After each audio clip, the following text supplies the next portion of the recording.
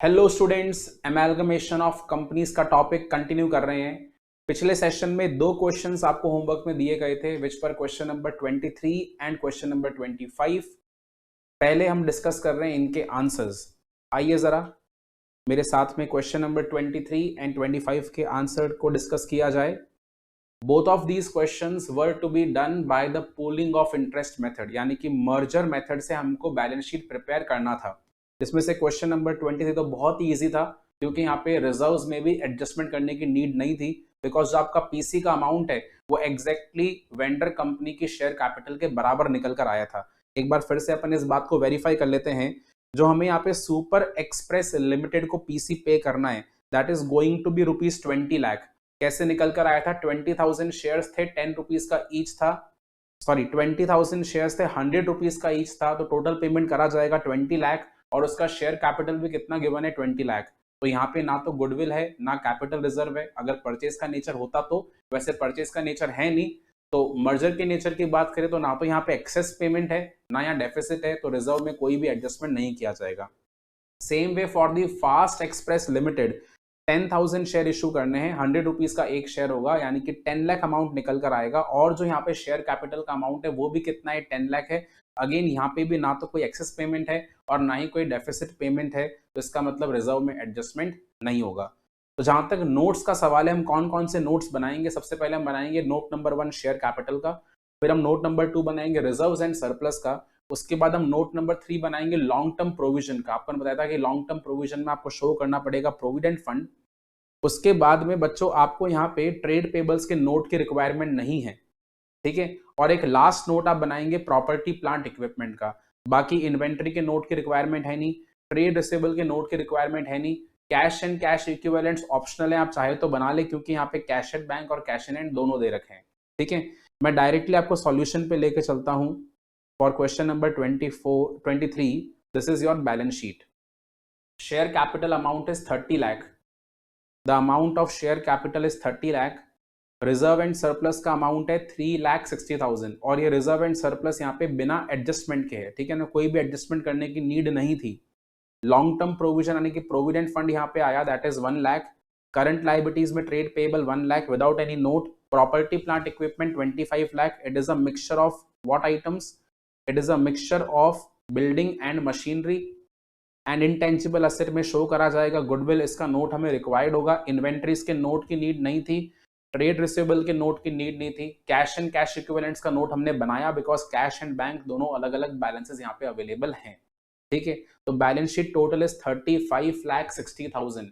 Check कर लें जरा, total of balance sheet is 35,60,000। And individually आप नोट्स को भी देख लीजिए। यहाँ पे शेयर कैपिटल के नोट में 30,000 इक्विटी शेयर हमने इशू करे 100 रुपीज ईच के। हमें मेंशन करना पड़ेगा all of the shares have been issued for consideration other than cash. मैंने यहाँ पे मेंशन नहीं करा हुआ है, बट आपको लिखना है, ये कंपलसरी है। मैं हमेशा बोलते हुए आता हूँ कि जब भी अपन शेयर्स को अदर देन कैश इशू करते हैं तो ये मेंशन करना मैंडेटरी होता है। रिजर्व एंड सरप्लस में रिजर्व अकाउंट आया, सरप्लस अकाउंट आया, इंश्योरेंस रिजर्व आया, and employ profit sharing account आया। Employ profit sharing account is basically reserve, ठीक है। लॉन्ग टर्म प्रोविजन में आ जाएगा provident fund, property plant equipment, building and machinery. Intangible asset में goodwill, and cash and cash equivalents में bank balance and cash balance. देख लीजिए एक बार इंडिविजुअल नोट्स को भी।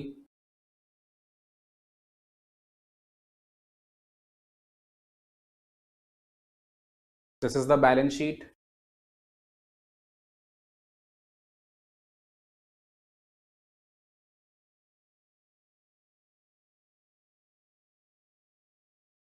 तो यहाँ पे तो इनफैक्ट आपको किसी तरह के वर्किंग नोट की नीड भी नहीं थी, but still I would recommend कि आप परचेज कंसिडरेशन का वर्किंग नोट जरूर से बनाएं। ऑल्दो यहाँ पे क्लियरली गिवन है, ज्यादा एफर्ट लगाने की जरूरत नहीं है, बट स्टिल आप उसको शो करें।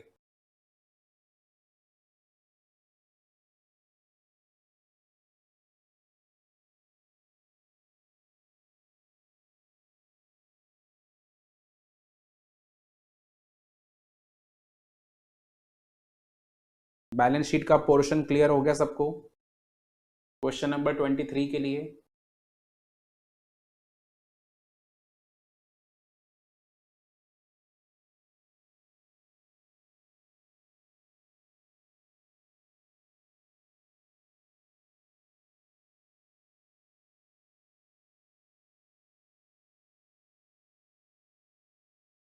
आगे बढ़ जाएं नेक्स्ट क्वेश्चन के साथ में। देखें जरा, अगला क्वेश्चन हमारे पास में था क्वेश्चन नंबर 25। यहां पे हमें बैलेंस शीट दोनों टाइप से प्रिपेयर करना था, एक बार मानते हुए कि मर्जर है, दूसरी बार मानते हुए कि परचेज है। बट आपको मैंने कहा था कि आपको ओनली मर्जर वाला कंडीशन अभी सॉल्व करके लेकर आना है, ठीक है। तो यहाँ पे हम सबसे पहले शो करेंगे purchase consideration.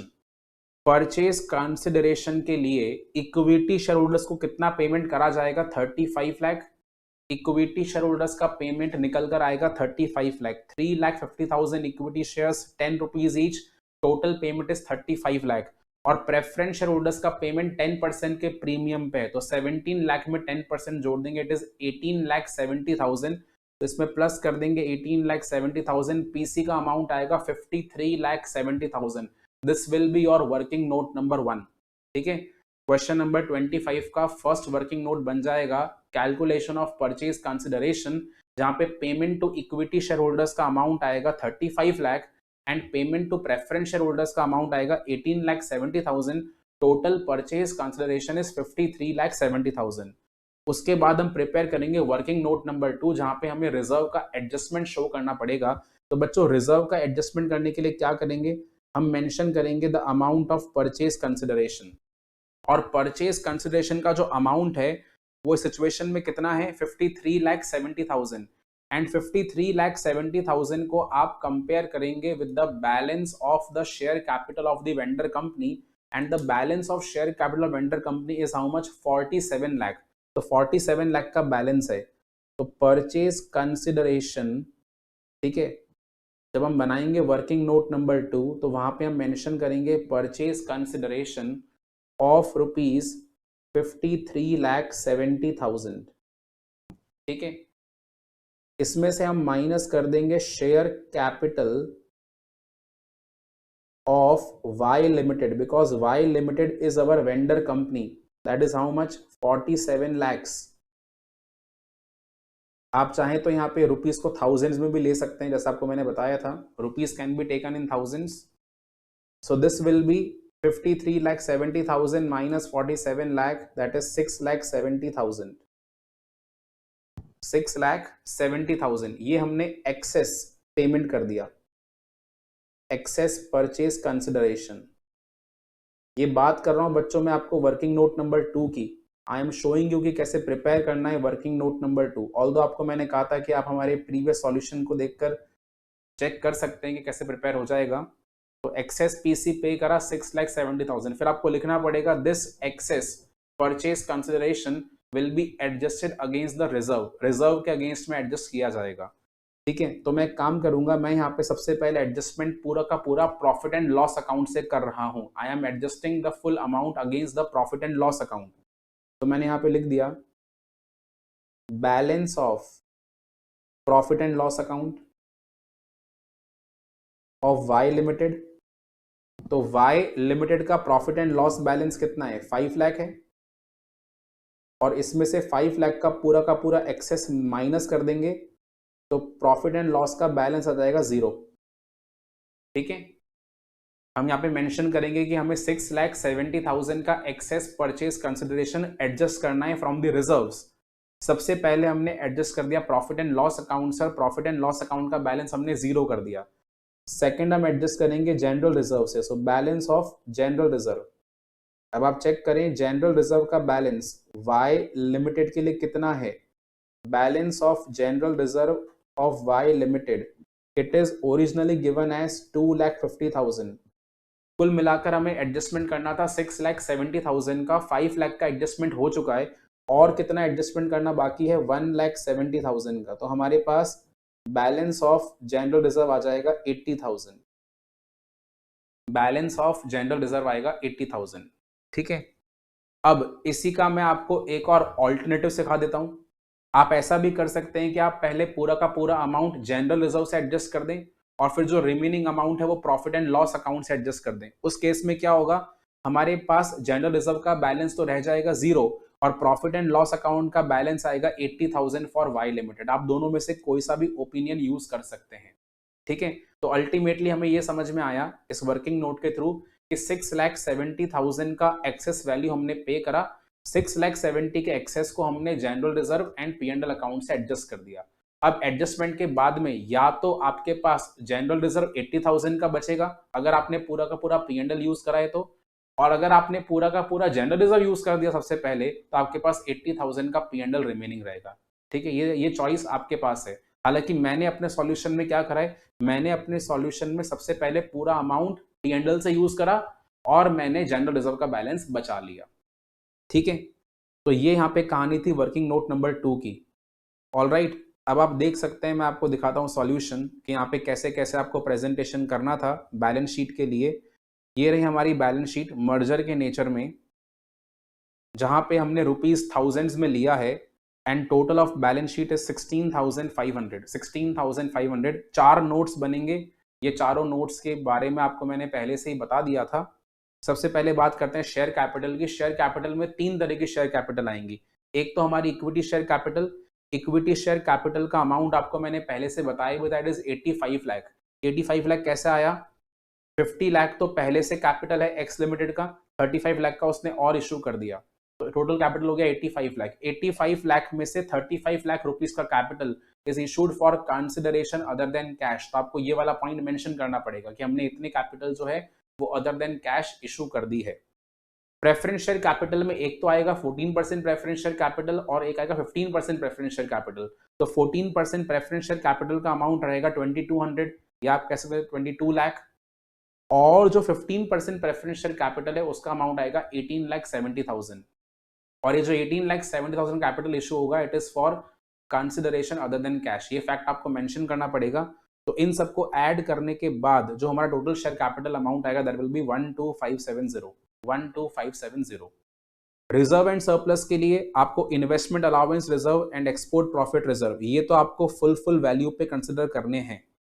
But profit and loss account only x का आएगा 7,50,000 बिकॉज वाई का तो अपन खत्म कर चुके हैं, और जनरल रिजर्व एक्स का तो पूरा आएगा 5 लाख, बट वाई में आएगा ओनली 80,000 क्योंकि हमने यहाँ पे एडजस्टमेंट किया था। ठीक है, तो इस तरह से रिजर्व एंड सरप्लस का टोटल आएगा 1930। लॉन्ग टर्म बोरिंग में हम क्या लिखेंगे? लॉन्ग टर्म बोरिंग में यहाँ पे डिबेंचर्स आएंगे, दोनों का टोटल 850। उसके बाद ट्रेड पेबल्स के नोट की नीड नहीं थी, अदर करंट लायबिलिटी का नोट हमें नहीं चाहिए था, non current investment, inventory, trade receivable, cash and cash equivalents किसी का भी नोट नहीं चाहिए था। बस जो नोट रिक्वायर्ड था वो था प्रॉपर्टी प्लांट इक्विपमेंट के, इसका टोटल कितना आ गया 9925। And in this property plant equipment will add land and building, plant and machinery, furniture and fittings. इन तीनों आइटम्स को अपन ऐड कर लेंगे। ठीक है, तो ये आपका फाइनल बैलेंस शीट है। मैं आपको साथ में यहाँ पे नोट्स भी शो कर देता हूँ जिससे आप वेरीफाई कर पाएं इजीली अपने आंसर को। देखिए जी, ये रहा हमारा share capital. Equity share capital के नीचे मेंशन करा जाएगा that 3,50,000 equity shares are issued for consideration other than cash. और जो आपका प्रेफरेंस शेयर कैपिटल है 15% का, उसके भी नीचे ब्रैकेट में मेंशन होगा कि these have been issued for consideration other than cash. Reserve and surplus check कर लीजिए। जनरल रिजर्व 500, ऐड हमने करा 250, फिर एडजस्टमेंट कर दिया एमैल्गमेशन के लिए, बैलेंस रह गया हमारे पास में 80 का।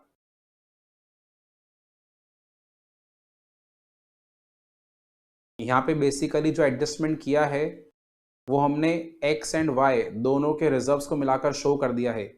ये भी एक ऑल्टरनेटिव है। जो मॉड्यूल ने सॉल्यूशन हमें करके दिया है यहाँ पे आप देखिए, एडजस्टमेंट करते वक्त दोनों के रिजर्व्स को ऐड करके फिर हमने माइनस कर दिया। पर मैंने आपको सिखाया इसका ऑल्टरनेटिव, जहाँ पे हमने कुछ एडजस्टमेंट करा है प्रॉफिट एंड लॉस से और कुछ हमने एडजस्टमेंट करा है रिजर्व से। ऑल्दो आप यहाँ पे इंडिविजुअल फिगर के ऊपर मत जाइए, आपका रिजर्व एंड सरप्लस का टोटल फिगर 1930 आना चाहिए। बस ये हमारा मेन पॉइंट है। एडजस्टमेंट आप कैसे भी कर दो उससे कुछ फर्क नहीं पड़ता है, बस ये ध्यान रखना है कि 1930 की वैल्यू आनी चाहिए in the reserve and surplus. Don't try to imitate this solution कि जैसा यहाँ पे करा है हम भी वैसा करके आएंगे, नहीं ऐसा नहीं है। हमारे पास चॉइस है, हम एडजस्टमेंट कैसे भी कर सकते हैं और आपको मैंने बिल्कुल बेस्ट चॉइस बताया है। तो 1930 रिजर्व एंड सरप्लस है, equity share capital preference share capital together is 12,570। Long term borrowing में डिबेंचर्स आएंगे 850, प्रॉपर्टी प्लांट इक्विपमेंट में लैंड एंड बिल्डिंग आएगा, प्लांट एंड मशीनरी आएगा, फर्निचर एंड फिटिंग्स आएगा। ऑल राइट, तो जिन बच्चों ने मेरे अकॉर्डिंग सॉल्यूशन करा है, यानी कि आपने अगर एडजस्टमेंट जनरल रिजर्व और पीएनडल से करा है, तो आपके पास जनरल रिजर्व का बैलेंस आ जाएगा 580। मैं यहाँ पे लिख देता हूँ जिससे आपको समझ में आ जाए। जनरल रिजर्व का बैलेंस आएगा 580। Investment allowance reserve and export profit reserve same value पे कैरी ओवर हो जाएंगे, that is 500 and 100। And profit and loss account का बैलेंस आएगा 750। आप इनको भी ऐड करके देख लीजिए, 580 plus 600, 580 plus 600 plus 750, total is 1930। General reserve का बैलेंस है 580, ये है जनरल रिजर्व का balance. 750 is the balance of profit and loss, and export profit reserve is 500, whereas investment allowance reserve is 100। ठीक है, अगर आपने इसका ट्रीटमेंट ऑल्टरनेटिव करा है, यानी कि अगर पहले आपने पूरा जनरल रिजर्व से माइनस करा और बाद में पीएनडल से माइनस करा, तो उस केस में आपका आंसर क्या आएगा? जनरल रिजर्व का तो बैलेंस आएगा 500, एक्सपोर्ट प्रॉफिट रिजर्व सेम रहेगा 500, इन्वेस्टमेंट अलाउंस रिजर्व सेम रहेगा 100, और जो प्रॉफिट एंड लॉस अकाउंट का बैलेंस है, जो प्रॉफिट एंड लॉस अकाउंट का बैलेंस है वो आ जाएगा 830। अगेन आप देख लीजिए हमारे आंसर में कोई भी डिफरेंस नहीं आया। रिजर्व एंड सरप्लस का टोटल अभी भी कितना आ रहा है? 1930। तो ये दोनों ऑप्शन से मैंने आपको बता दिया कि रिजर्व एंड सरप्लस में क्या हो सकता है। ठीक है, रिजर्व एंड सरप्लस में या तो जनरल रिजर्व 580 का आएगा या फिर 500 का आएगा। प्रॉफिट एंड लॉस अकाउंट या तो आएगा 750 का या फिर आएगा 830 का। ठीक है, तो इस तरह से आपको सॉल्व करना था। Are you getting my point?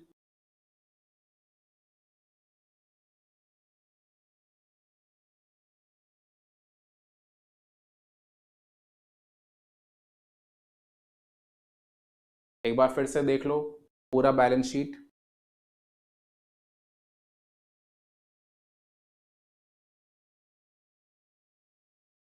$16,500 is the balance sheet total when the solution is in the nature of merger। Purchase के नेचर में जरूरी नहीं है सेम आंसर आए बैलेंस शीट का, बिकॉज आपको मालूम है कि परचेज के नेचर में हम रिजर्व्स को टेक ओवर नहीं करते हैं। We will not take over the reserves, और अगर रिजर्व को टेक ओवर नहीं करेंगे देयर इज अ चांस कि यहाँ पे सेकेंड एंट्री में गुडविल निकल कर आए या फिर कैपिटल रिजर्व निकल के आ जाए, तो वो हमें निकालना पड़ेगा। हाँ जी, चेक हो गया सबका आंसर? कोई डाउट तो नहीं है इसमें किसी को भी?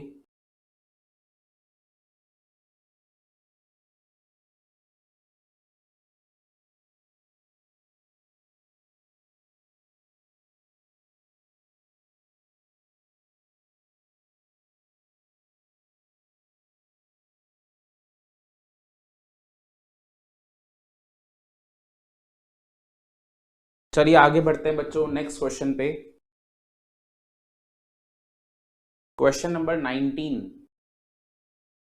Given below are the balance sheet of two companies as on 31st of December 2015। Share capital given है ए लिमिटेड के लिए, that is preference shares and also equity shares. General reserve given है, profit and loss account, sundry creditors. On the asset side, we have patent, building, plant and machinery, furniture, investment, stock, debtors, cash and bank। ऐसे आपको B limited के लिए भी balance sheet given है। Share capital में there is only equity shares, there are no preference shares. Profit and loss account, sundry creditors. Assets में we are having goodwill, motor car, furniture, stock, debtors and cash at bank. तो balance sheet again बहुत ही normal सा है।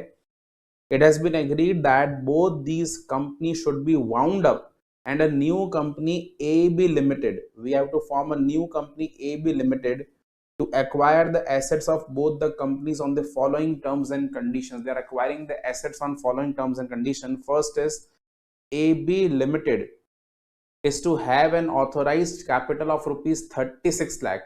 जो नया company बनेगा AB Limited, उसका ऑथोराइज कैपिटल हो जाएगा 36 lakh. We will divide it into 60,000, 8% cumulative preference share ₹10 each and 3 lakh equity share of ₹10 each। Division भी आपको दे रखा है कि इस ऑथराइज कैपिटल में कितने इक्विटी शेयर्स होंगे और कितने प्रेफरेंस शेयर्स होंगे। AB Limited is to purchase the whole of the asset of A Limited। सारे के सारे एसेट परचेज होंगे except what, cash and bank balance. Cash and bank balance purchase नहीं करना, और इसका अमाउंट भी गिवन है फॉर ₹28,25,000। सारे के सारे एसेट्स जो हैं वो 28,25,000 की वैल्यू में परचेज करे जाएंगे। सेटलमेंट कैसे होगा? 5,75,000 कैश में होगा और बैलेंस करेंगे by the issue of 1,80,000 equity shares credited as fully paid to be treated as a value at ₹12.5 each। तो वैसे अगर देखा जाए तो यहाँ पे आपको सारे का सारा वैल्यू ही गिवन है, आपको ऑलरेडी परचेज कंसिडरेशन का अमाउंट दे दिया। बोल रहे हैं कि हमें सारे के सारे एसेट्स खरीदने हैं eight a value of 28,25,000। Next दिखा है AB Limited is to purchase the whole of the asset of B Limited except again cash and bank balances for what amount? 4,91,000 to be settled as to ₹16,000 in cash and the balance by issue of 38,000 equity share credited as fully paid up to be treated as valued at ₹12.5 each। A Limited and B Limited both are to be wound up, the liquidators distributing the shares in AB Limited in kind among the equity shareholder of the respective companies। इस point का कोई मतलब ही नहीं है। वैसे भी यहाँ पे ये लिखा है कि जो ए और बी कंपनी है वो दोनों ही खत्म हो जाएंगी और जो उनके इक्विटी शेयर होल्डर्स हैं उनको पेमेंट काइंड में किया जा रहा है। ठीक है, काइंड का मतलब हमारे पास शेयर्स आ रहे हैं तो शेयर्स के फॉर्म में पेमेंट करा है। The liquidator of A limited is to pay the preference share holders ₹12 in cash for every share held in full satisfaction of their claims. लिखा है कि जो लिक्विडेटर है ए लिमिटेड का वो उनके प्रेफरेंस शेयर होल्डर्स को ₹12 का कैश पे करेगा। अगेन इस पॉइंट का ऐसा कोई सेंस नहीं है while doing the accounting of AB Limited।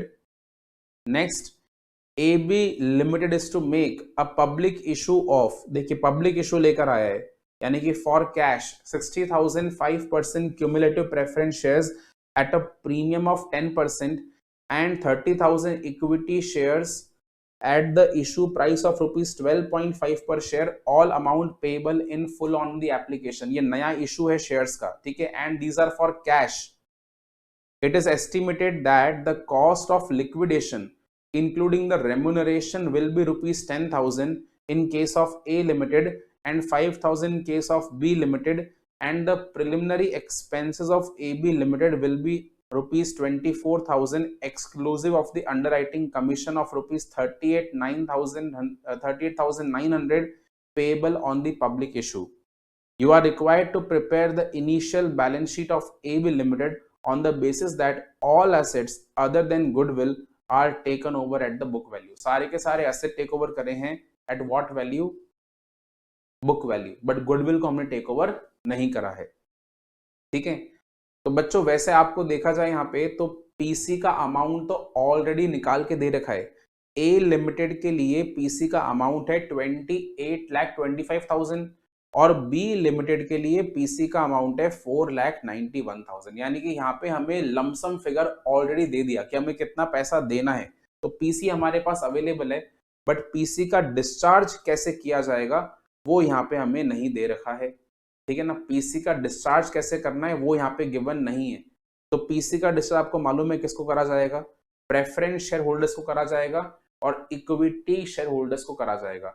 उसके लिए हमें नीचे से कुछ ना कुछ पॉइंट की हेल्प लेनी होगी, जिन पॉइंट को आपको मैंने कहा अभी ये रेलिवेंट नहीं है अकाउंटिंग पर्पज से, एबी की अकाउंटिंग पर्पज से रेलिवेंट नहीं है। शायद हमें वहां से कुछ हिंट मिल पाए, क्योंकि यहाँ पे लिखा है कि ए लिमिटेड ने अपने प्रेफरेंस शेयर होल्डर्स को 12 रुपीज कैश पे करा। तो यहाँ से हमें कुछ हिंट डेफिनेटली मिल जाएगा कि प्रेफरेंस शेयर होल्डर्स को पेमेंट कितना करा गया है और इक्विटी शेयर होल्डर्स को हमने कितना पेमेंट किया है। ठीक है, तो क्वेश्चन बहुत ही डिफरेंट फॉर्मेट के अंदर है। आइए सॉल्व करना शुरू करते हैं। अच्छा, पहली चीज एमैल्गमेशन कौन सा मानेंगे? Merger, nature of the merger और nature of the purchase. Since merger का नेचर क्वेश्चन में मेंशन नहीं है तो आपको ऑब्वियस सी बात है क्या मानना पड़ेगा? nature of the purchase. All right. So question number 19.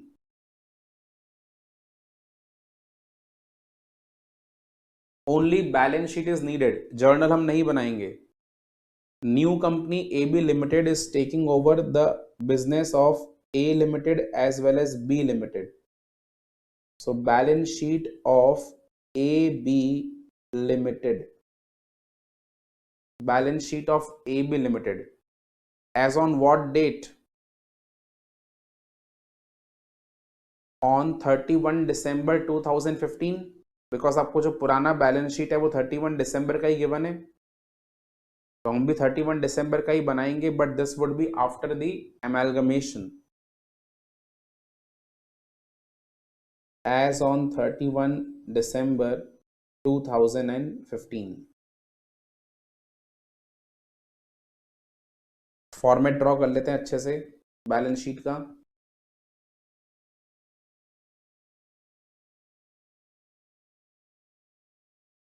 One page में आपका फॉर्मेट आ जाएगा easily.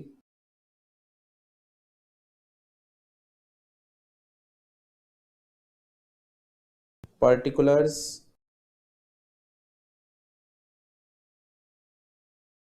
Note number and amount. So first point is equity and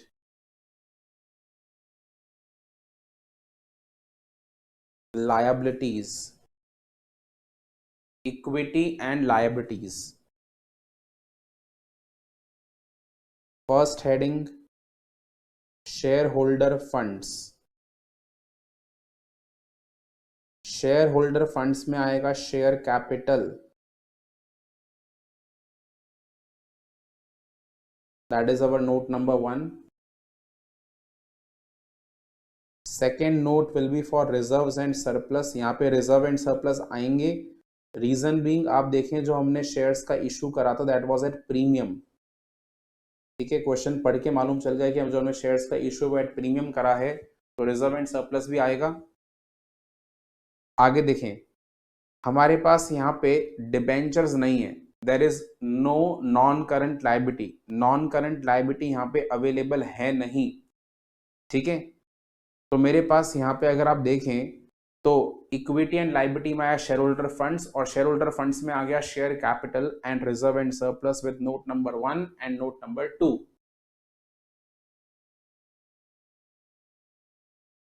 आगे बढ़े. नेक्स्ट हमारे पास में नोट आना चाहिए लाइबिलिटीज के लिए, बट अगर इस क्वेश्चन को आप बहुत ढंग से पढ़ेंगे तो क्वेश्चन में लाइबिलिटीज के टेक ओवर के बारे में कुछ भी मेंशन है ही नहीं. अगर हम क्वेश्चन ढंग से पढ़ें तो क्वेश्चन में लिखा है it has been agreed that both these company should be wound up and a new company AB limited should be form to acquire the assets of both the companies. It is mentioned that it has acquired only the assets of both companies. It has not mentioned that it has acquired the liabilities of both companies. अब आपको ऐसा लग रहा होगा कि sir आपने हमको समझाया था कि अगर कुछ लिखा नहीं हो एसेट लाइबिलिटी के बारे में तो हमें ये मानना होता है कि सारे के सारे एसेट को टेक ओवर करा और सभी लाइबिलिटीज को टेक ओवर करा. बच्चों, ऐसा हम तब मानते हैं जब ना तो एसेट के बारे में कुछ लिखा हो ना लाइबिलिटी के बारे में कुछ लिखा हो. बट सोचिए इस क्वेश्चन में तो क्लियरली मेंशन करा है. They have clear cut mention कि भाई यहाँ पे हमें क्या करना है, एसेट्स को टेक ओवर करना है. लाइबिलिटीज के बारे में कुछ भी मेंशन नहीं है, तो आपको ये मानना है कि लाइबिलिटीज को हमने टेक ओवर नहीं किया है. मोर ओवर आप देखिए लास्ट के अंदर भी लिखा है कि हमें इनिशियल बैलेंस शीट प्रिपेयर करना है ये मानते हुए कि सारे asset other than goodwill are taken over at the book value. Goodwill के अलावा हमने सारे के सारे एसेट्स बुक वैल्यू के ऊपर टेक ओवर करे हैं, यानी गुडविल को हमने बुक वैल्यू के ऊपर टेक ओवर नहीं करा है. Are you getting my point? So they have mentioned each and every fact in this question. Try to understand my point. एक एक बात यहाँ पे मेंशन करी हुई है, क्या चीज टेक ओवर करी है, कौन सी वैल्यू के ऊपर टेक ओवर करी है. लाइबिलिटीज के बारे में कुछ मेंशन नहीं है, तो आपको क्या मानना है कि हमने लाइबिलिटीज को टेक ओवर नहीं करा. यानी आप समझ सकते हैं कि हमारा बैलेंस शीट यहाँ पे कितना सिंपल हो गया. इक्विटी एंड लायबिलिटीज में बस केवल इतना ही पॉइंट आएगा, there shall be no an other liability, ना तो नॉन करंट लायबिलिटी आएगा और ना ही करंट लायबिलिटी आएगा। ठीक है, बात समझ में आ रही है। इक्विटी एंड लायबिलिटीज के बाद हम यहाँ पे नेक्स्ट लिखेंगे एसेट्स। इक्विटी एंड लायबिलिटी के बाद में नेक्स्ट आएगा एसेट, और एसेट के अंदर पहला पॉइंट आ जाएगा non current assets. Non current asset,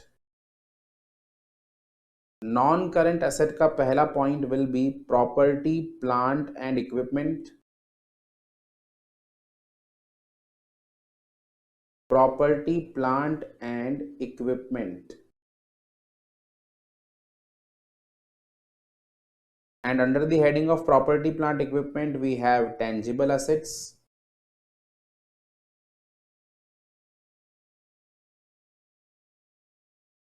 that is note number 3। एक लाइन मुझे यहाँ पे छोड़ना पड़ेगा इस चीज के लिए कि टेक ओवर के समय, क्योंकि परचेज का मेथड है तो गुडविल या फिर कैपिटल रिजर्व आ सकता है। अगर कैपिटल रिजर्व आया तो वो तो रिजर्व एंड सरप्लस के नोट में चला ही जाएगा, बट अगर गुडविल आया तो मुझे एक लाइन यहाँ पे छोड़ना है फॉर दी इनटेंजिबल असेट। आगे देखें हमारे पास कुछ और नॉन करंट असेट्स हैं क्या? नहीं है। नाउ ऑल दी इन्वेस्टमेंट है हमारे पास में, ए लिमिटेड में इन्वेस्टमेंट गिवन है, तो इसका मतलब हमारे पास में है नॉन करंट इन्वेस्टमेंट्स, और इसके लिए नोट की नीड नहीं है, डायरेक्टली मेंशन कर सकते हैं non current investments. Take over करा है बुक वैल्यूज पर, इन्वेस्टमेंट का वैल्यू है 1,55,000, डायरेक्टली मेंशन कर सकते हैं इसको अपन। और उसके बाद में हम मेंशन करेंगे current assets. Current assets, current asset का पहला पॉइंट इन्वेंट्री। इन्वेंट्री का वैल्यू डायरेक्टली यहाँ पे लिया जा सकता है। Inventory for the A limited is 3,58,000 and for B limited is 2,40,000. So 3,58,000 plus 2,40,000.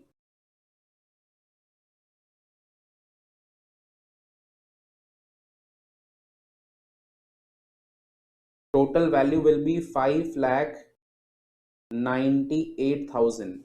For inventory the value is 5,98,000. Inventory के अलावा हमारे पास में है यहाँ पे ट्रेड रिसीवेबल्स। ट्रेड रिसीवेबल्स, और ट्रेड रिसीवेबल्स में मेंशन करे जाएंगे डेटर्स, और डेटर्स का यहाँ पे जो वैल्यू है that is 72,000 and 70,000। So 72,000 plus 70,000, मैंने इसके नोट को भी स्किप कर दिया, 1,42,000। और उसके बाद में है cash and cash equivalents. Cash and cash equivalents, ठीक है। इसके लिए हमें नोट की रिक्वायरमेंट होगी,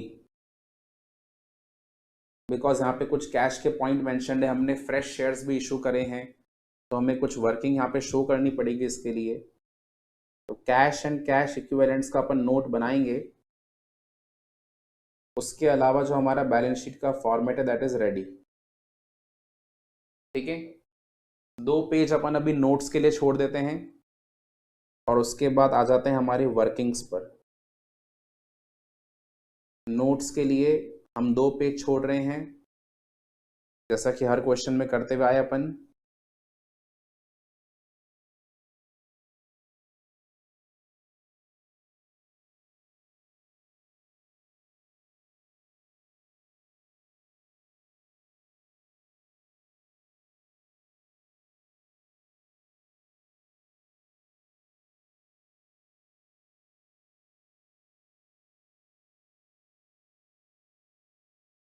ऑल राइट, और इसके बाद आ जाइए वर्किंग नोट्स पे।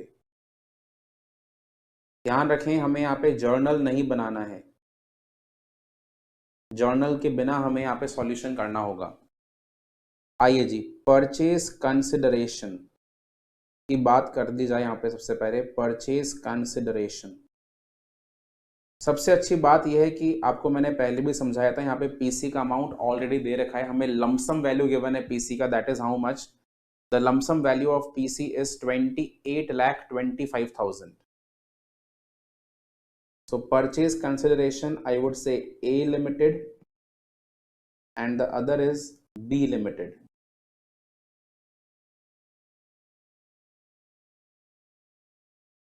ठीक है, तो मैं यहां पे लिखूंगा अमाउंट पेएबल.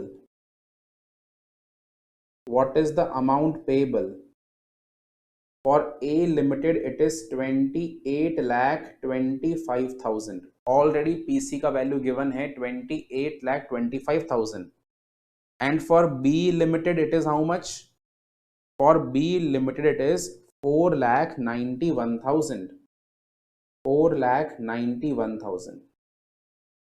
अब ये जो अमाउंट है वो हमें पे करना है, किसको पे करना है? सो पेमेंट टू, सबसे पहले बात कर लेते हैं प्रेफरेंस शेयर होल्डर्स की. Payment to preference share holders. ठीक है, प्रेफरेंस शेयर होल्डर्स ओनली किसके पास में है? Preference share holders are only with A limited but not with B limited. अब क्वेश्चन में वैसे ये मेंशन नहीं करा कि 28,25,000 में से कितना पोर्शन प्रेफरेंस शेयर होल्डर्स को पे करा गया है, ये तो नहीं बता रखा. बट क्वेश्चन में ऐसा एक पॉइंट है जहां पे ये बात लिखी हुई है कि एग्जैक्टली प्रेफरेंस शेयर होल्डर्स को हमने क्या पे करा, बट वो पेमेंट AB लिमिटेड ने नहीं करा है, वो payment liquidator of A limited ने करा है. यानी कि हमने क्या करा, देखिए we are AB limited, we took over A limited and B limited. जब हमने A लिमिटेड को टेक ओवर करा तो हमने उसको ये बोला कि भाई ये ले लो पूरा का पूरा पैसा. कितना पैसा? 28,25,000 का अमाउंट रख लो, ये तुम्हारा पीसी है. 28,25,000 में 5,75,000 तो कैश का अमाउंट है और जो बैलेंस है वो इक्विटी शेयर्स हैं. अब उनकी इच्छा है कि वो उसको कैसे बांटेंगे. आपको मेरी बात समझ में आ रही है? हमने तो उनको पूरा का पूरा एक लमसम फिगर टिका दिया 28,25,000 का, उसके अंदर 5,75,000 का कैश है और जो बैलेंस है वो इक्विटी शेयर्स के फॉर्म में. अब उनकी इच्छा है उनको कैसे बांटना है. यानी प्रैक्टिकली AB लिमिटेड, यानी कि मुझे तो नहीं मालूम ना कि मैंने प्रेफरेंस शेयर होल्डर्स को एग्जैक्टली कितना पे करा और मैंने इक्विटी शेयर होल्डर्स को एग्जैक्टली कितना पे करा, ये मुझे मालूम नहीं है. आपको मेरी बात समझ में आ रही है? बट यहां पे क्वेश्चन में कुछ ऐसा पॉइंट है जिससे हमें ये मालूम चल रहा है कि A लिमिटेड के प्रेफरेंस शेयर होल्डर्स को क्या मिला है. और यहां पे क्वेश्चन में लिखा कि A लिमिटेड के प्रेफरेंस शेयर होल्डर्स को 12 रुपए का कैश मिला for every share that they are having. उनके हर शेयर के बदले 12 रुपए का कैश दिया जा रहा है. तो अब यहाँ पे सबसे इंपॉर्टेंट सवाल ये आता है कि सर हमें जो ये इंफॉर्मेशन गिवन है कि हमने 12 रुपए का कैश पे करा है, क्या वो हमारे इस सॉल्यूशन के लिए यूजफुल है या नहीं है. मैं आपको ये बोलूंगा कि ये हमारे लिए बिल्कुल भी यूजफुल नहीं है. It is useless information. A limited ने पेमेंट कैसे करा होगा अपने इक्विटी शेयर होल्डर्स को, अपने प्रेफरेंस शेयर होल्डर्स का, वो AB के लिए क्या काम का. It is useless. AB इसका यूज लेगा ही नहीं, AB को मतलब ही नहीं है ना. आप समझिए, हम यहाँ पे जो पीसी निकाल रहे हैं, हम यहाँ पे जो अकाउंटिंग कर रहे हैं, वो कौन सी कंपनी के लिए कर रहे हैं. ये जो हमने बैलेंस शीट बनाया है, क्या वो बैलेंस शीट A लिमिटेड का है? नहीं है. पहली बात तो A का बैलेंस शीट बन भी नहीं सकता क्योंकि A तो वाउंड अप किया जा रहा है. B का बैलेंस शीट नहीं बन सकता, B को वाउंड अप किया जा रहा है. A और B की जगह पर कंपनी आ चुका है ओनली AB लिमिटेड. तो AB लिमिटेड को अब क्या मतलब होगा कि लिक्विडेटर ने कैसे पेमेंट करा. और अगर मान लीजिए अगर आपको ये इंफॉर्मेशन गिवन भी है क्वेश्चन में कि A लिमिटेड ने पेमेंट कैसे करा है, तो AB को रिकॉर्ड करने का फायदा ही नहीं है उसे कुछ. मेरा कहने का मतलब ये है कि यहाँ पे मैं पीसी को डिवाइड नहीं कर पाऊंगा दो कैटेगरीज के बीच में, जैसा हम लोग हमेशा से करते हुए आए हैं कि हमने कितना पेमेंट किया प्रेफरेंस शेयर होल्डर्स को, हमने कितना पेमेंट किया इक्विटी शेयर होल्डर्स को, वो हम डिवाइड कर रहे थे ना हर क्वेश्चन के अंदर कि प्रेफरेंस शेयर होल्डर्स को हमने कैश के फॉर्म में पे करा, शेयर्स के फॉर्म में पे करा, इक्विटी शेयर होल्डर्स को हमने कैश के फॉर्म में पे करा, शेयर्स के फॉर्म में पे करा, सब डिवाइड कर रहे थे. इस क्वेश्चन में डिवीजन पॉसिबल नहीं है। बच्चे फिर भी मुझे बोलते हैं कि सर आप डिवीजन कर दीजिए, आपको यहाँ पे गिवन तो है कि ए लिमिटेड के प्रेफरेंस शेयर होल्डर्स को 12 रुपए कैश मिला है, इनको कैश के अलावा कुछ भी नहीं मिला, आपके पास वैल्यू अवेलेबल है, मल्टीप्लाई करके अमाउंट निकाल दो। मैं बोलूंगा मैं नहीं निकालूंगा, क्योंकि ये पेमेंट हमने नहीं करा। अगर ए बी के पॉइंट ऑफ व्यू से गिवन होता, if I am the A B, और अगर मेरे पॉइंट ऑफ व्यू से गिवन होता कि मैंने स्पेसिफिकली प्रेफरेंस होल्डर्स को ये पे करा है, मैंने स्पेसिफिकली इक्विटी होल्डर्स को इतना अमाउंट पे करा है, मैं डेफिनेटली इसको अलग अलग कर लेता। क्योंकि पेमेंट करने वाली कंपनी के पॉइंट ऑफ व्यू से गिवन नहीं है, तो हमारे लिए पॉइंट कंप्लीटली इररेलेवेंट है।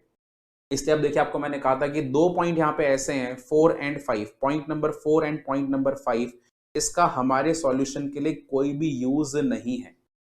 पॉइंट नंबर 4 में क्या लिखा है कि ए एंड बी ने दोनों ने क्या करा, जो शेयर्स मिले थे उसको इक्विटी शेयर होल्डर्स के बीच में डिस्ट्रीब्यूट कर दिया। हमें क्या मतलब है इससे?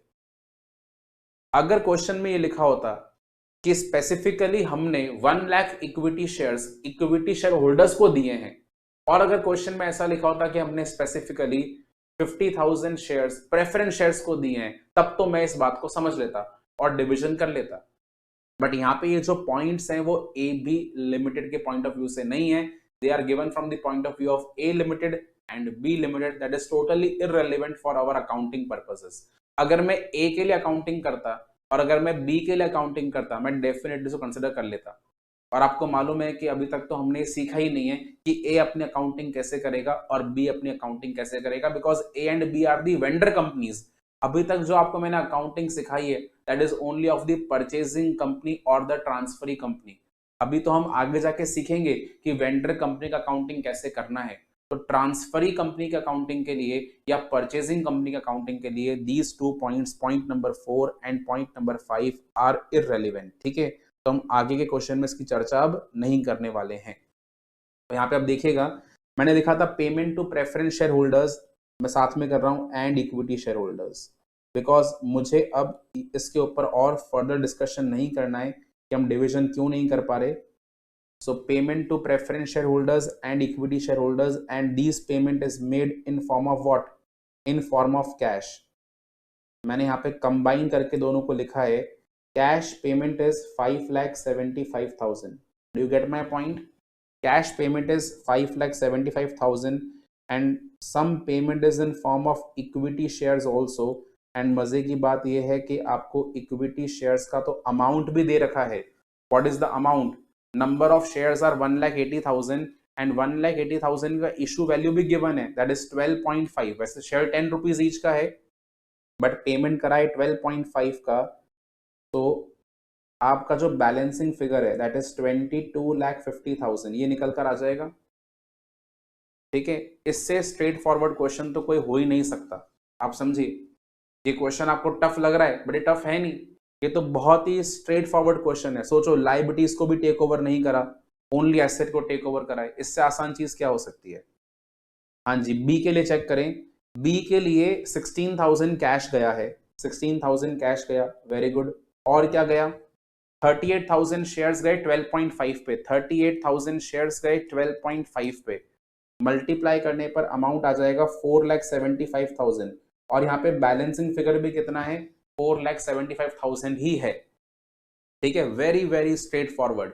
ए लिमिटेड एंड बी लिमिटेड का पीसी अमाउंट गिवन था, पीसी कौन से फॉर्म में पे करा है ये भी आपको मालूम चल गया है। Is it clear? चलिए, अब हम इसका क्या यूज ले सकते हैं? बैलेंस शीट बनाते समय में इसका इस्तेमाल कर सकते हैं, क्योंकि बैलेंस शीट में हमें यहाँ पे शेयर कैपिटल का नोट बनाना था। आइए जरा शेयर कैपिटल का नोट बना लेते हैं। शेयर कैपिटल का नोट बनाते हैं। Note number 1, share capital. अच्छा, ध्यान रखना, शेयर कैपिटल में तुम्हें यहाँ पे ऑथोराइज कैपिटल भी गिवन थी। शेयर कैपिटल में ऑथोराइज्ड कैपिटल भी अवेलेबल है। ऑल्दो आपको मालूम है कि ऑथोराइज्ड कैपिटल की वैल्यू मेन बैलेंस शीट में प्रेजेंट नहीं होती है, बट स्टिल आपको यहाँ पे नोट में शो करना पड़ता है। ऑथोराइज्ड कैपिटल इज ₹36 लाख, जहां पे 60,000 तो 8% क्यूमुलेटिव प्रेफरेंस शेयर्स हैं। 60,000 8% preference shares of rupees what amount, of rupees 10 each. तो 6 लाख का तो प्रेफरेंस शेयर का ऑथोराइज कैपिटल हो गया, और 3 लाख यहाँ पे इक्विटी शेयर्स हैं, 3 lakh equity shares of rupees 10 each. So 30 lakh are your equity shares.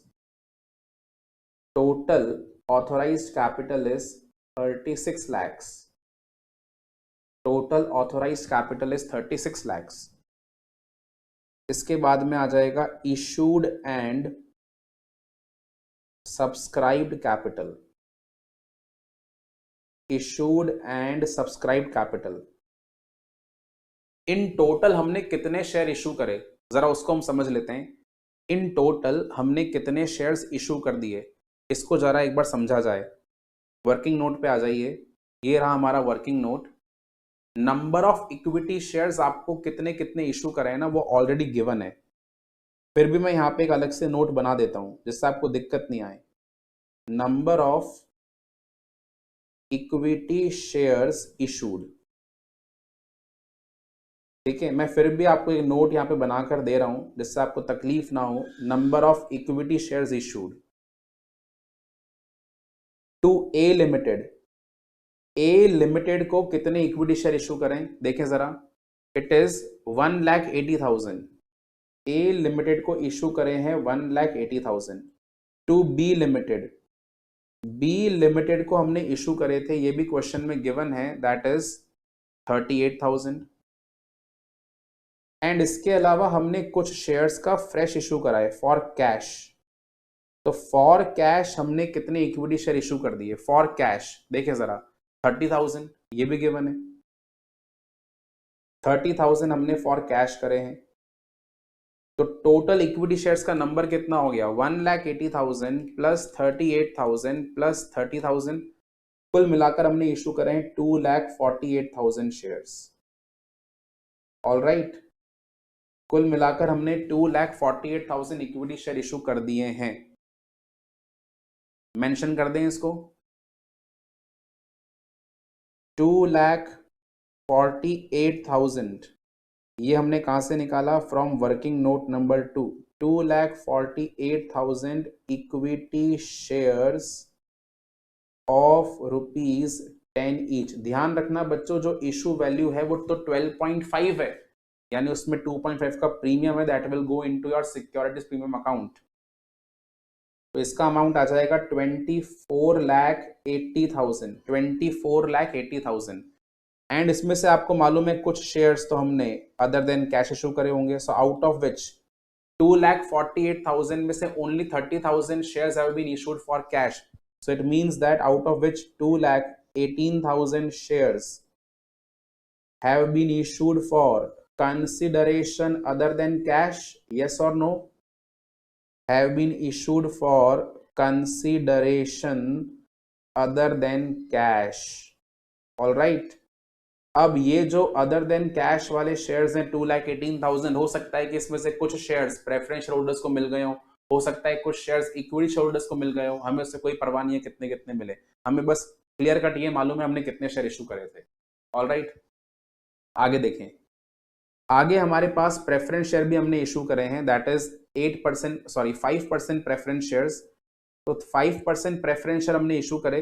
अच्छा, वैसे अगर यहाँ पे ऑथोराइज कैपिटल देखें तो ऑथोराइज कैपिटल में तो 8% प्रेफरेंस शेयर लिखा था, यहाँ पे नीचे 5% प्रेफरेंस शेयर लिखा हुआ है। आई डोंट नो व्हाई इन्होंने ऐसा करा है, आई थिंक यहाँ पे कुछ मिस्टेक हुआ होगा।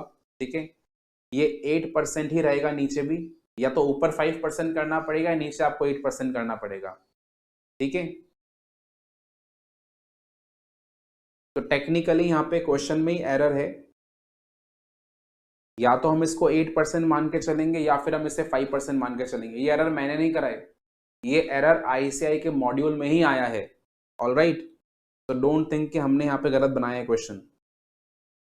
कितने शेयर्स हैं, 60,000, मैं इसको 8% ही मानते हुए चलूंगा। 60,000 8% preference shares of ₹10 each. Paid up value कितना है चेक कर लेते हैं।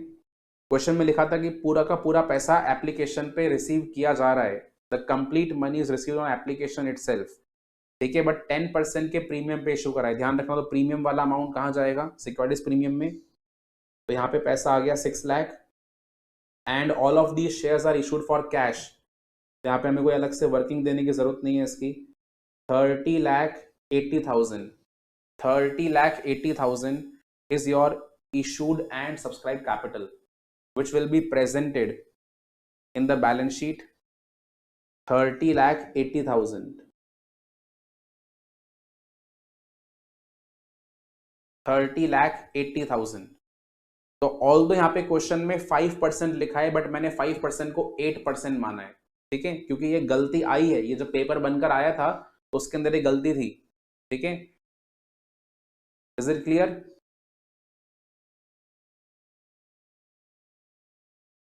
शेयर कैपिटल का काम हो चुका। सेकेंड नोट पे आ जाइए, रिजर्व्स एंड सरप्लस पे।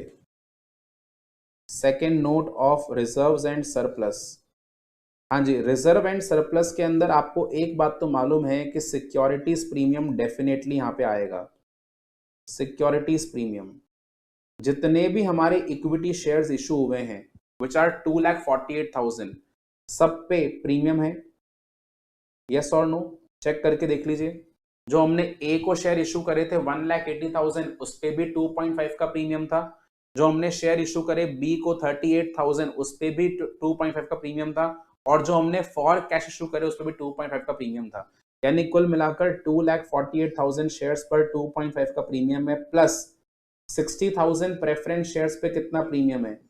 60,000 प्रेफरेंस शेयर्स पे 1 रुपी का प्रीमियम है, क्योंकि 10 रुपीज की फेस वैल्यू है, 10 रुपीज के फेस वैल्यू पे 10% का प्रीमियम, तो 1 रुपी का प्रीमियम, ठीक है।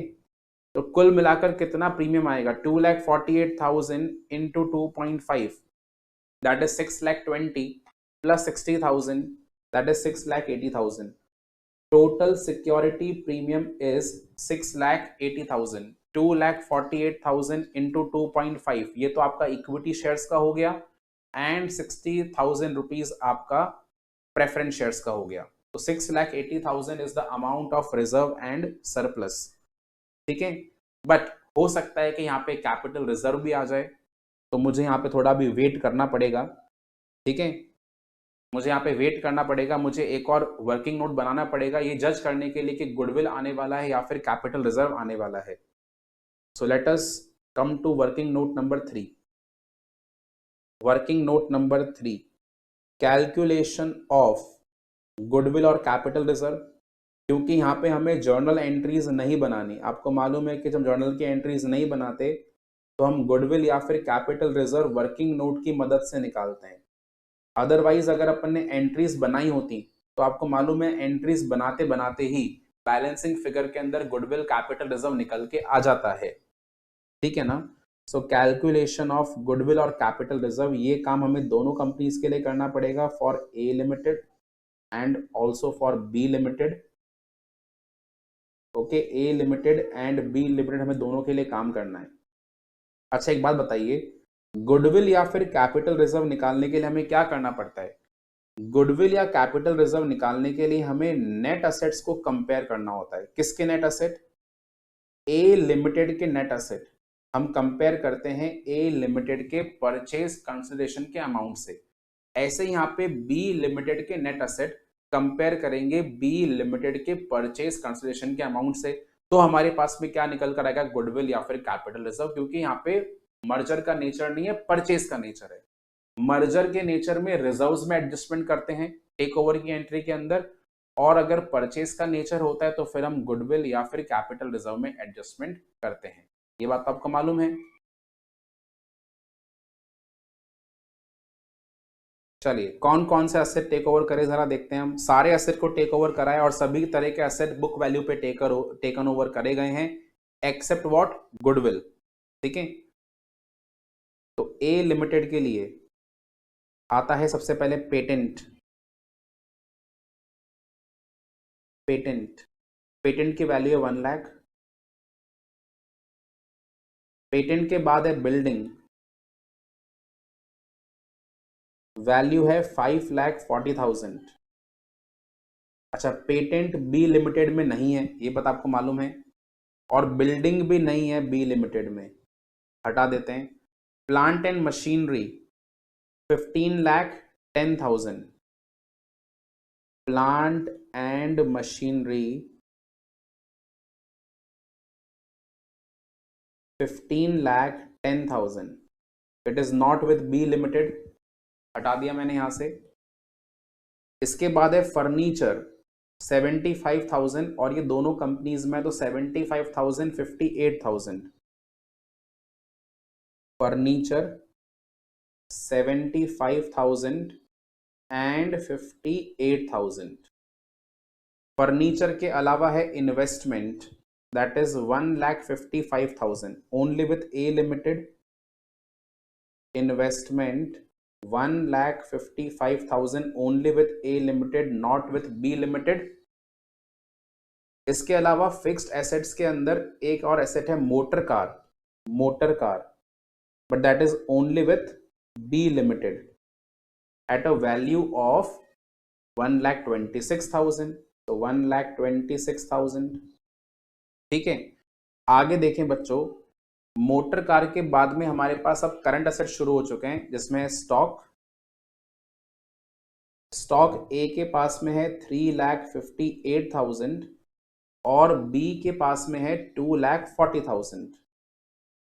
ठीक है जी, इसके अलावा और क्या है, डेटर्स हैं 72,000 70,000, तो डेटर्स 72,000 एंड 70,000। ओके, और डेटर्स के अलावा है cash and bank. So cash and bank, अब आप हमें ये बताएं कि जो कैश एंड बैंक है ये यहाँ पे लिखा जाएगा या नहीं लिखा जाएगा। कैश एंड बैंक मुझे यहाँ पे मेंशन करना है या नहीं करना? नहीं करना है। क्यों? अगेन इसके लिए आप क्वेश्चन को पढ़ें। AB लिमिटेड ने सारे के सारे एसेट्स टेक ओवर करे हैं ए लिमिटेड के except cash and bank balance, और वहीं पे क्या लिखा, AB लिमिटेड ने सारे के सारे एसेट टेक ओवर करे बी लिमिटेड के except the cash and bank balance. तो कैश एंड बैंक को टेक ओवर नहीं करा, तो आपको लेने की जरूरत नहीं है। कैश एंड बैंक को हटा दिया जाए अगर, तो हमारे पास यहाँ पे हम निकाल पाएंगे टोटल एसेट। एंड इसमें इंटरेस्टिंग बात यह है कि जो टोटल एसेट्स है that will also be your net asset because no liability has been taken over. बच्चे बस इसी डाउट में होते हैं कि सर क्या हम ऐसा नहीं मान सकते कि हमने लायबिलिटी सारी की सारी टेक ओवर कर ली है? ऐसा नहीं मानना। आप सारे के सारे एसेट टेकन ओवर एंड सारे की सारी लायबिलिटीज टेकन ओवर तब मानते हैं जब क्वेश्चन में कुछ भी लिखा नहीं होता है, ना तो एसेट के बारे में लिखा हो ना लायबिलिटी के बारे में लिखा हो। बट इस क्वेश्चन में लिखा है ना, एसेट के बारे में लिखा है, उसने सारे के सारे एसेट टेक ओवर कर लिए except cash and bank balances, तो इसका मतलब ओनली एसेट लिए हैं, लायबिलिटीज हमने नहीं लिया। आइए ए लिमिटेड में नेट एसेट का वैल्यू निकाला जाए, तो हमने कैश एंड बैंक के अलावा सब कुछ टेक ओवर कर दिया है, तो इसका मतलब मेरे पास जो यहाँ पे नेट एसेट्स का अमाउंट आएगा that will be 28,10,000। Net asset का वैल्यू आएगा 28,10,000। एंड बी के केस के अंदर मैंने यहाँ पे गुडविल नहीं लिखा एंड कैश एट बैंक नहीं लिखा, बिकॉज कैश एट बैंक के लिए स्पेसिफिकली मना कर रखा है हमें, कैश एट बैंक के लिए स्पेसिफिक हमें मना कर रखा था, और गुडविल के लिए नीचे क्या लिखा था कि गुडविल को हमने टेक ओवर बुक वैल्यू पे नहीं करा, और मुझे यहाँ पे गुडविल की मार्केट वैल्यू मालूम नहीं है। तो अल्टीमेटली जो हमारे पास लास्ट में आंसर आएगा वो गुडविल का एडजस्ट करके ऑटोमेटिकली निकल कर आ जाएगा, तो इसलिए मैंने यहाँ पे गुडविल को लिखा नहीं था। ऑलराइट, तो यहाँ पे अगर हम बी के टोटल एसेट देखें देवर 5,76,000, 5,76,000 में से मैंने गुडविल को रिमूव कर दिया और मैंने कैश एट बैंक को रिमूव कर दिया। ठीक है, तो मेरे पास में यहाँ पे वैल्यू आ गया 4,94,000, 4,94,000। ये है A limited and B limited के net asset excluding what, excluding goodwill.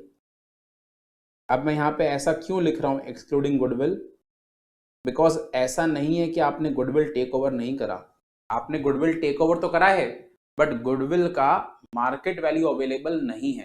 Question में लिखा था कि हमने सारे के सारे एसेट टेक ओवर करें at the book values except the goodwill, ठीक है ना, यानी गुडविल को किसी और वैल्यू के ऊपर टेक ओवर करा है और यहाँ पे वो गुडविल की वैल्यू गिवन नहीं है, तो जो भी गुडविल होगा वो ऑटोमेटिकली यहाँ पे पीसी में एडजस्ट होकर आ जाएगा। ठीक है, देखिएगा अब हम नेट असेट्स को कंपेयर करते हैं, आपको मालूम है कौन से पॉइंट से, with the purchase consideration. We are comparing the net asset with the purchase consideration, which is 28,25,000 in the first case. In the second case, it is 4,91,000. अच्छा, अब ये बात आपको मालूम है कि अगर पीसी का अमाउंट ज्यादा आ जाए नेट असेट से, it is a case of goodwill. Goodwill, तो यहाँ पे गुडविल निकल कर आ गया कितने अमाउंट का, 15,000 का। यहाँ पे 15,000 का गुडविल निकल कर आ गया। और अगर बी लिमिटेड की बात करेंगे तो बी लिमिटेड में कैपिटल रिजर्व निकल कर आएगा ऑन अ नेट बेसिस, कितना, 3,000। आप देखें हमारे पास गुडविल भी आ चुका है और कैपिटल रिजर्व भी आ चुका है, तो अगर गुडविल एंड कैपिटल रिजर्व दोनों आ जाएं, गुडविल एंड कैपिटल रिजर्व अगर दोनों आ जाएं, तो हमें क्या करना चाहिए, हमें यहाँ पे इन दोनों को सेट ऑफ करा देना चाहिए, दोनों का सेट ऑफ करा देना चाहिए। यानी गुडविल का अमाउंट है 15 और कैपिटल रिजर्व का अमाउंट है 3,000, तो मेरे पास नेट गुडविल की वैल्यू निकल कर आएगी, बिकॉज यहाँ पे गुडविल का अमाउंट ज्यादा है। तो 15,000 माइनस 3,000 दैट इज 12,000। तो 12,000 का नेट गुडविल यहाँ पे हम रिपोर्ट करेंगे इन द बैलेंस शीट। इससे एक बात और क्लियर हो गई कि रिजर्व एंड सरप्लस में कैपिटल रिजर्व नहीं आएगा, रिजर्व एंड सरप्लस में कैपिटल रिजर्व नहीं आएगा। गुडविल का अमाउंट आ चुका है and goodwill is a part of your intangible asset. इसका मतलब मुझे बैलेंस शीट में इनटेंजिबल असेट का एक कॉलम ओपन करना पड़ेगा। Is it fine? देख लें एक बार यहां तक की चीज, और कोई डाउट हो तो बता दो। नेट गुडविल आ चुकी है, हालांकि जरूरी नहीं है कि यही आपका टोटल गुडविल भी हो जाए, क्योंकि आपको मालूम है कि हमें गुडविल का इंपैक्ट और भी पॉइंट्स में शो करना पड़ता है। फिर से अगर आप मेरे नोट्स को निकालेंगे, टेक आउट द नोट्स, इसमें आप चेक करें गुडविल कहां कहां पे आ सकता है। एंट्री नंबर 2 में गुडविल आता है, उसके अलावा एंट्री नंबर F में गुडविल आता है, which is for the unrealised profit and unsold stock. हालांकि ये वाला केस तो यहाँ पे है नहीं इस क्वेश्चन में। और उसके अलावा लिक्विडेशन एक्सपेंसेस के लिए भी गुडविल का पॉइंट आ सकता है। तो यहाँ पे डेफिनेटली कुछ आपको एक्सपेंस का पॉइंट गिवन है, तो अपन चेक कर लेते हैं कि ये जो एक्सपेंस का पॉइंट हमें गिवन है उसके हिसाब से यहाँ पे कुछ गुडविल का एडजस्टमेंट होगा या नहीं होगा। ठीक है, यानी जरूरी नहीं है कि हमें यही गुडविल रिपोर्ट करना पड़ जाए बैलेंस शीट में। There might be some different amount for reporting the goodwill, कुछ डिफरेंट अमाउंट भी हो सकता है गुडविल के लिए।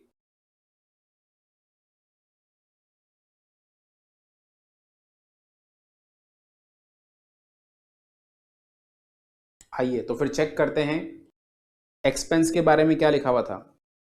It is estimated that the cost of liquidation including the liquidator remuneration will be 10,000 in case of A limited. A limited के लिए liquidation cost है 10,000 और बी लिमिटेड के लिए लिक्विडेशन कॉस्ट है 5,000। अब एक बात बताइए, क्या क्वेश्चन में ऐसा कुछ लिखा है कि ये जो एक्सपेंसेस हैं 10,000 और 5,000 उसका पेमेंट ए बी लिमिटेड ने किया है? ऐसा कुछ लिखा है क्या? हमने जो भी प्रीवियस क्वेश्चन करे जहां पे एक्सपेंसेस गिवन थे, तो वहां पे ऐसा लिखा हुआ था कि जो न्यू कंपनी है या जो परचेसिंग कंपनी है that is bearing the expense of liquidation of the selling company, of the vendor company. But यहां पे तो मुझे ऐसा कुछ लिखा हुआ दिखता ही नहीं है। इस क्वेश्चन में ऐसा कहीं पे भी मेंशन नहीं है कि ये जो एक्सपेंसेस हैं 10,000 के और 5,000 के, इसको पे किसने करा? इसको पे करा है ए बी लिमिटेड ने, ऐसा मेंशन नहीं है। तो इसका मतलब ये वाला पॉइंट भी क्या हमारे लिए इररेलेवेंट है? Yes, this point is also irrelevant for solving the question, क्योंकि हमें अकाउंटिंग करना है फॉर ए बी लिमिटेड। अगर हम अकाउंटिंग करते ए लिमिटेड का और बी लिमिटेड का तो हमें डेफिनेटली ये वाला पॉइंट काम में आ जाता, बट ए बी लिमिटेड की अकाउंटिंग के लिए these points are completely irrelevant, they are of no use because यहाँ पे जो पेमेंट है वो AB लिमिटेड ने नहीं करा। अगर AB लिमिटेड पेमेंट कर देता तो फिर डेफिनेटली हम इसको ट्रीट करते। आगे देखिए, यहाँ पे कुछ AB के भी एक्सपेंस गिवन है। AB का है प्रिलिमिनरी एक्सपेंसेस, कितने अमाउंट का, 24,000 का। उसके अलावा AB के लिए है अंडर राइटिंग कमीशन 38,900 का। तो ये दोनों एक्सपेंस क्या गुडविल में डेबिट होंगे? नो, ये दोनों एक्सपेंस आप गुडविल में डेबिट नहीं कर सकते, ये दोनों expense profit and loss account में डेबिट करे जाएंगे, ठीक है ना, क्योंकि ये जो एक्सपेंस है वो प्योरली AB लिमिटेड के एक्सपेंस है। ध्यान रखिए, जो लिक्विडेशन की कॉस्ट है वो अपन गुडविल में डेबिट क्यों कर रहे थे? क्योंकि वो किसी और का बिजनेस आप टेक ओवर कर रहे हो और आप उसके बिहाफ पे एक्सपेंस पे कर रहे हो। वैसे तो एक्सपेंस ए को पे करना चाहिए था, वैसे एक्सपेंस बी को पे करना चाहिए था, बट अगर ए और बी एक्सपेंस खुद अपने अपने पे ना करके किसी और से पे करवाते हैं तो इसलिए अपन ने गुडविल अकाउंट डेबिट किया था। बट यहाँ पे तो ये जो एक्सपेंस आपको दे रखा है, preliminary expenses and underwriting commission, ये तो खुद का ए बी का पर्सनल एक्सपेंस है। ये जो एक्सपेंस है वो ए बी कंपनी का इटसेल्फ है, तो यहाँ पे आपको गुडविल अकाउंट डेबिट नहीं करना। यहाँ पे हम ये जो एक्सपेंसेस हैं उसको प्रॉफिट एंड लॉस से डेबिट करेंगे। Is it clear? तो इसका मतलब ये हुआ मेरे पास यहाँ पे दो एक्सपेंसेस हैं, one is of 24,000 and one is of 38,900, जो गुडविल में ट्रीट नहीं होगा। It is not to be taken as a part of the goodwill because these are the expenses of AB Limited itself, not of that of the another company. अगर ये A के होते या B के होते और फिर इसको AB पे करता तो हम गुडविल को डेबिट कर देते। आपको ये सब मेरी बातें समझ में आ रही है कि नहीं आ रही? ठीक है, तो इसका मतलब गुडविल का अमाउंट फिक्स हो चुका है 12,000, गुडविल के अमाउंट के अंदर कोई भी चेंज नहीं है। आ जाइए एक बार फिर से रिजर्व एंड सरप्लस के नोट पे, हमें यहाँ पे एक नया पॉइंट मिल गया रिजर्व एंड सरप्लस के अंदर, that is of the profit and loss account, profit and loss account, and it is a negative balance. Profit and loss account का नेगेटिव बैलेंस है, यहाँ पे लॉस है, ठीक है, प्रॉफिट एंड लॉस अकाउंट में लॉस है। कितना लॉस है? 62,900 का। और ये लॉस क्यों आया? क्योंकि एक्सपेंसेस हो गए। 6,80,000 में से हमने माइनस कर दिया 62,900, तो इसका वैल्यू आ जाएगा 617100।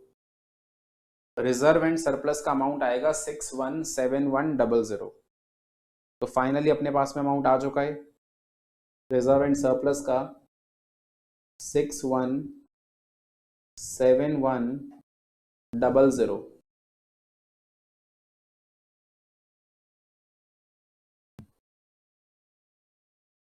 617100। ऑल राइट,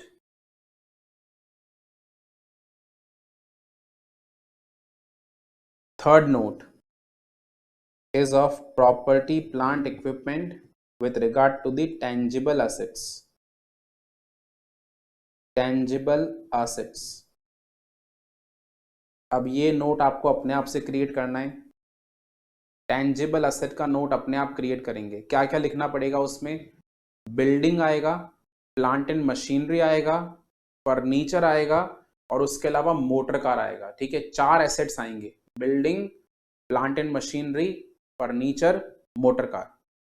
जहां पे फर्नीचर दोनों कंपनीज के पास में है, मोटर कार सिर्फ एक कंपनी के पास में है, बी के पास में, and building and plant and machinery only with A limited. Prepare the note of tangible assets. Note number 3 tangible assets के लिए बनाना है। जल्दी से बनाएंगे सारे असेट को मेंशन करके।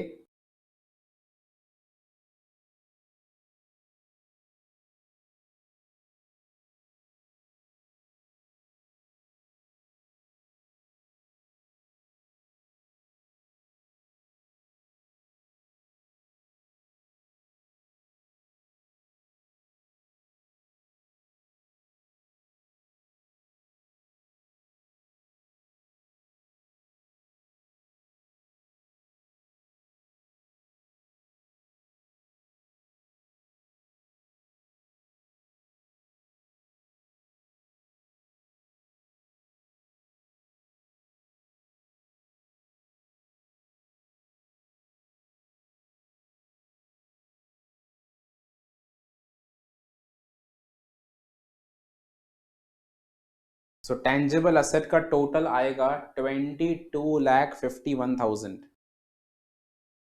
टेंजिबल असेट में टोटल आ जाएगा 22,51,000। उसके बाद यहाँ पे अपन ऐड कर रहे हैं इनटेंजिबल असेट, जिसके लिए हमने पहले से लाइन छोड़ दिया था। और अगर हम ये गुडविल यहाँ पे शो नहीं करते तो आपको मालूम है हमें वैसे भी एक इनटेंजिबल एसेट तो शो करना ही था, विच वॉज पेटेंट। ठीक है ना, patent is an intangible asset, तो वो तो यहाँ पे वैसे भी शो किया जाता। तो फोर्थ नोट बनाएंगे आप इनटेंजिबल एसेट्स का। इनटेंजिबल एसेट्स के लिए नोट नंबर 4, और इसमें हमें दो बातें लिखनी है। One is goodwill and other one is patent. Goodwill calculation has been done according to working note number 3.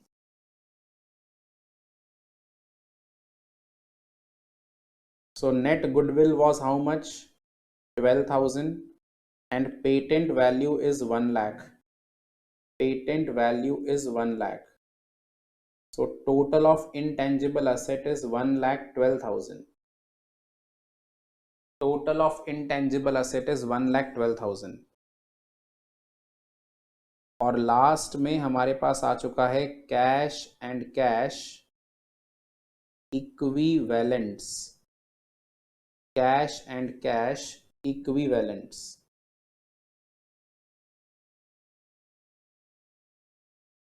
ठीक है,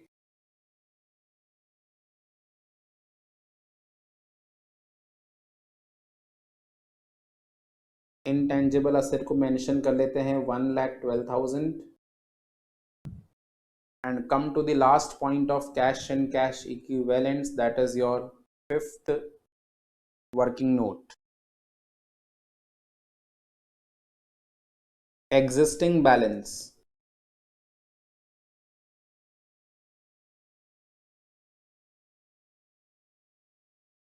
The existing balance for cash and cash equivalent is 1,40,000 plus 20,000, that is 1,60,000. But आपको मालूम है कि हमने तो cash and bank balance को take over ही नहीं करा। We have not taken over a single rupee of cash and bank. तो इसका मतलब कैश एंड बैंक का एग्जिस्टिंग बैलेंस हमारे पास में है ही नहीं, there is no existing balance. Plus इस कंपनी के पास में, एबी के पास में कैश आया था by what? Bye issue of equity shares and preference shares, yes और no? AB Limited has received the cash on account of issue of equity shares. How much? कितने इक्विटी शेयर इशू करे थे for cash? 30,000. So 30,000 into 12.5. 30,000 into 12.5. 30,000 share issue करे, एक share को issue करा 12.5 की value पे, तो हमारे पास कैश का अमाउंट अरेंज हो गया था 3,75,000 का, राइट? आप बात समझिए, जो कंपनी AB लिमिटेड है उसने कैश एंड बैंक का बैलेंस टेक ओवर नहीं करा, इसलिए मैंने एग्जिस्टिंग बैलेंस में लिखा है nil, plus issue of preference shares. ये जो नया कंपनी बनाया AB लिमिटेड, उसने प्रेफरेंस शेयर भी इशू करे थे for cash, and they were 60,000 preference shares at a value of ₹11 each. 11 कैसा आया? 10 रुपीज का शेयर है, उसको 10% के प्रीमियम पे इशू करा था, तो 6,60,000। ठीक है, उसके अलावा अगर आप ध्यान दें तो हमने कुछ कैश के पेमेंट्स भी करे हैं। हमने कैश के पेमेंट भी करे हैं। किसको कराए मालूम है? कैश पेमेंट हमने किया था परचेज कंसिडरेशन के लिए। देखिए जरा वर्किंग नोट, हमने कैश पेमेंट किया था परचेज कंसिडरेशन के लिए। कितना? 5,75,000 plus 16,000, that is total 5,91,000। बात समझ में आ रही है? आप चेक कर सकते हैं हमारा वर्किंग नोट नंबर 1 पीसी का, या फिर आप क्वेश्चन में पढ़कर भी देख सकते हैं कि AB लिमिटेड ने 5,75,000 का कैश पे करा और साथ में 16,000 का कैश पे करा। For the payment of purchase consideration, right. तो हमारे पास कैश पेमेंट की वैल्यू अवेलेबल है 5,91,000, 5,91,000। This is 5,75,000 plus 16,000। देखो ये सब चीजें आपको भूलनी नहीं है, ठीक है। यहां तक की कहानी क्लियर हुई। इसके अलावा हमने और कैश पे करा, किस चीज के लिए? प्रिलिमिनरी एक्सपेंसेस के लिए। प्रिलिमिनरी एक्सपेंसेस के लिए कैश पे करा। कितना कैश पे करा? ध्यान दीजिए, यहां पे लिखा था preliminary expenses of AB limited will be ₹24,000। तो 24,000 का यहां पे हमने कैश पे कर दिया। और उसके अलावा हमारे पास में एक और एक्सपेंस आया, that is the underwriting commission. Underwriting commission is 38,900, 38,900। अब देखो बच्चों, मैंने यहाँ पे बेसिकली अजम्पशन ये लिया है कि प्रिलिमिनरी एक्सपेंसेस और अंडरराइटिंग कमीशन हमने पे कर दिए हैं। आप इसका ऑल्टरनेटिव ट्रीटमेंट भी ले सकते हैं। यू कैन अज्यूम दैट कि ये पे नहीं हुआ। तो अगर ये पे नहीं हुआ तो क्या माना जाएगा? आउटस्टैंडिंग माना जाएगा। और अगर आउटस्टैंडिंग माना जाएगा तो ये कैश एंड कैश इक्विवेलेंट से माइनस नहीं होगा। यानी कि आप समझिए, मैं ऐसा अज्यूम कर सकता हूं कि ये जो दोनों एक्सपेंसेस हैं वो हमने पे नहीं करे। अगर पे नहीं करे तो इसका मतलब ये आउटस्टैंडिंग है। और अगर ये आउटस्टैंडिंग बन जाते, अगर ये आउटस्टैंडिंग होते तो कहां पे शो होते? मुझे करंट लायबिलिटी का यहाँ पे कॉलम क्रिएट करना पड़ता, और करंट लायबिलिटी के अंदर मुझे शो करना पड़ता अदर करंट लायबिलिटी, और अदर करंट लायबिलिटी के नोट में आता एक्सपेंसेस आउटस्टैंडिंग। वहां पे मैं इन दोनों एक्सपेंस का टोटल डाल देता। ऑलराइट, बट मैंने यहाँ पे क्या माना है कि ये पे आउट हो चुके हैं, ये पे आउट हो चुके हैं, ये पे हो चुके हैं, इसलिए मैंने यहाँ पे कैश एंड कैश इक्विवेलेंट से माइनस कर दिया।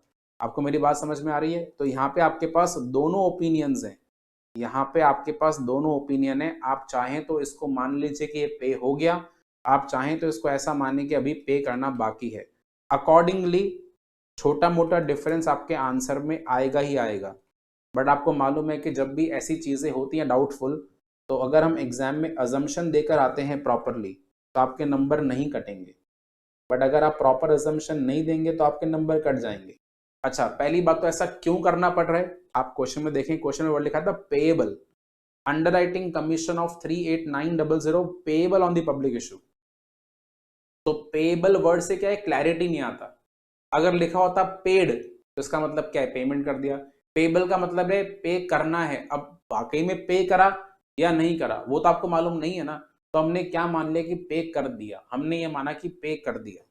ऑलराइट, तो इस अकॉर्डिंग आपके आंसर में थोड़ा बहुत डिफरेंस आ सकता है, और इसी बात के लिए हम यहाँ पे एक नोट बनाकर मेंशन कर देंगे। मैंने स्टार मार्क कर दिया, देखो एक्सपेंसेस के लिए और अंडरराइटिंग कमीशन के लिए स्टार मार्क कर दिया। इसको बाद में लिख डालूंगा मैं, स्टार की मतलब क्या है लास्ट में लिख देंगे अपन। फिलहाल हमारे पास में कैश एंड कैश इक्विवेलेंट्स का अमाउंट आ गया 381100, 381100। इसको यहाँ पे लिख दिया जाए और ज़रा चेक करें कि हमारा जो बैलेंस शीट है वो टैली हो पाया कि नहीं हो पाया। 381100। Now check your balance sheet whether it is matching or not.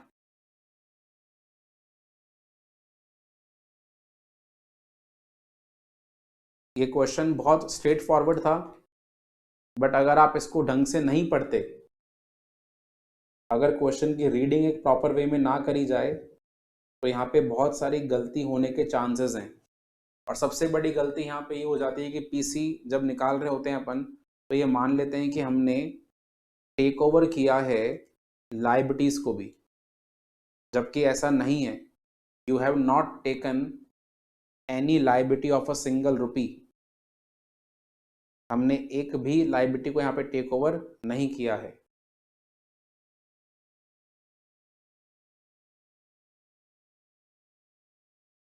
Okay, balance sheet में एरर है यहाँ पे।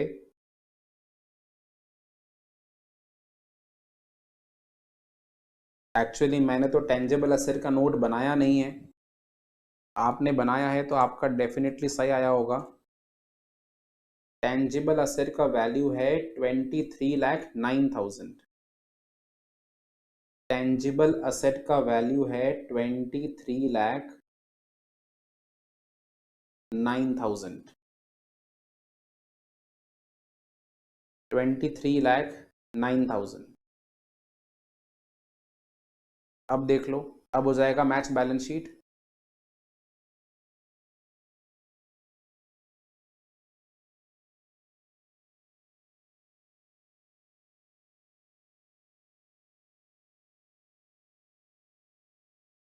$36,97,100।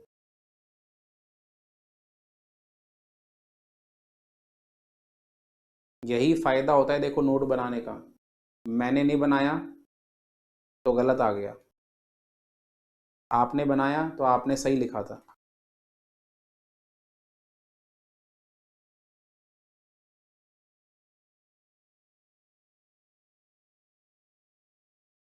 ठीक है,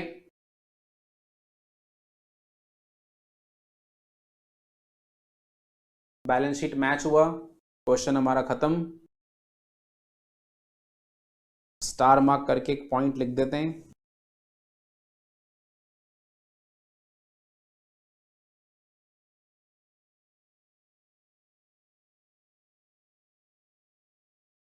और मैंने स्टार में लिखा है alternative treatment.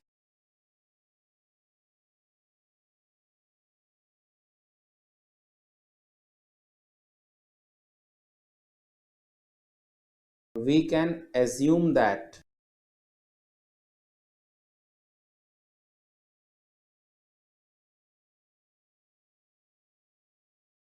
expenses are still unpaid।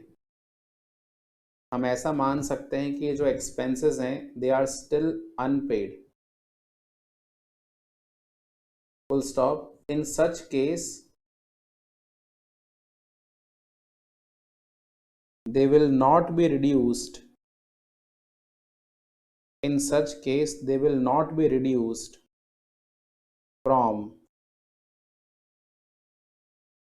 cash and cash equivalents। ठीक है, ऐसा होने पर ये कैश एंड कैश इक्विवेलेंट से रिड्यूस नहीं होंगे, तो फिर क्या होगा? दे विल बी शोन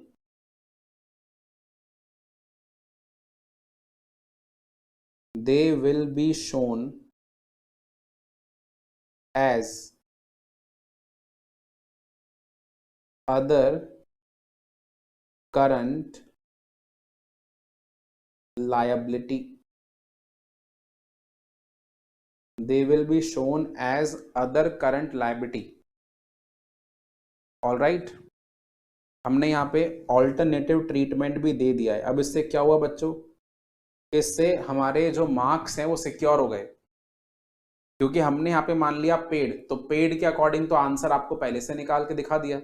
अगर अनपेड मानते तो हम इसको कैश एंड कैश इक्विवेलेंट से माइनस नहीं करते, हम इसे अदर करंट लायबिलिटी की तरह रिप्रेजेंट कर लेते।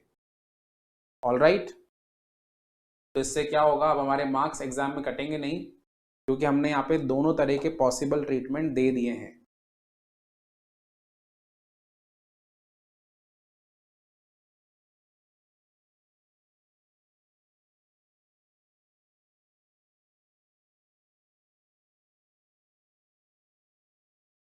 चलिए मैं कुछ होमवर्क दे रहा हूं आपको।